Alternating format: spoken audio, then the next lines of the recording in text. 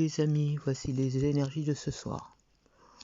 On me montre une personne aujourd'hui qui est en mode bouclier, qui se protège par rapport à une relation passée, par rapport à de la douleur, par rapport à une impression de tromperie. On me montre aujourd'hui où vous avez envie d'un nouveau départ, de construire vos projets.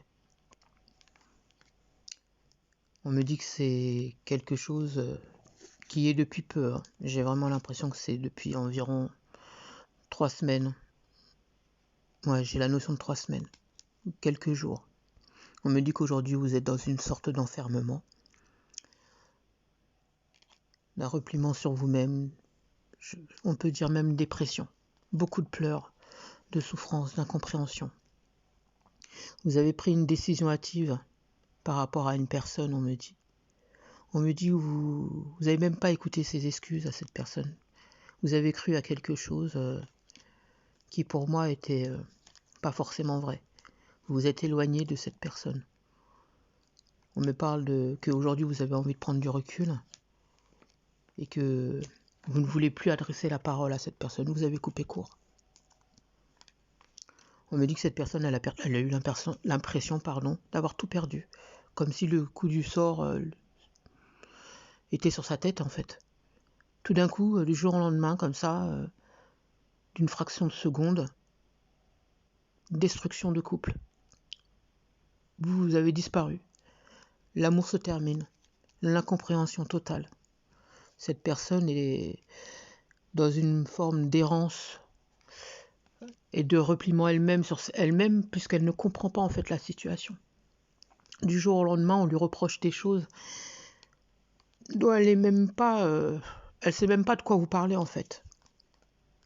Pour moi, cette personne, elle souhaite pouvoir vous parler, elle souhaite pouvoir revenir vers vous, elle souhaite pouvoir discuter avec vous, mais vous fermez la porte. Vous refusez le dialogue. Cette personne souhaite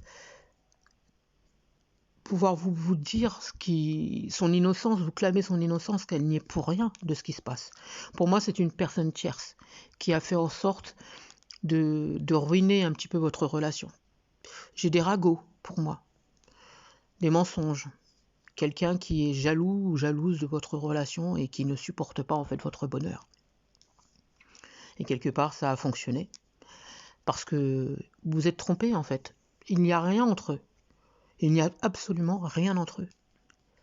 Ils ne se parlent même pas, en fait. C'est ça le truc. C'est qu'ils ne se parlent même pas, ces deux personnes-là. On me dit que vous avez cru en des choses qui sont totalement erronées. Pourtant, dans le passé, il y avait une stabilité entre vous. C'était une relation paisible. Il y avait une belle harmonie entre vous, beaucoup d'amour.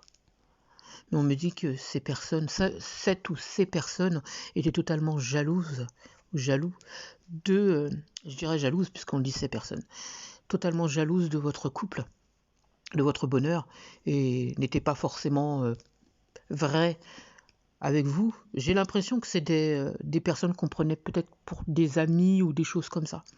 Et pour moi, c'est des personnes fausses, totalement fausses, parce que ils étaient plus contre votre relation qu'autre chose. On me dit qu'aujourd'hui, vous avez l'impression d'être en situation d'échec, mais cette autre personne ne sait même pas quelle erreur elle a fait parce que pour elle, elle ne vous a rien fait et il s'avère qu'elle ne vous a rien fait. Cette personne vous aime éperdument. Elle espère pouvoir vous parler, mais vous refusez le dialogue. Elle essaye de chercher par tous les moyens de quelle manière elle va pouvoir discuter avec vous. Cette personne souffre énormément parce qu'elle a l'impression d'avoir perdu la personne de sa vie, en fait. Elle ne comprend pas. Elle ne comprend pas. Pourtant, c'est quelqu'un qui est sincère avec vous. Très sincère.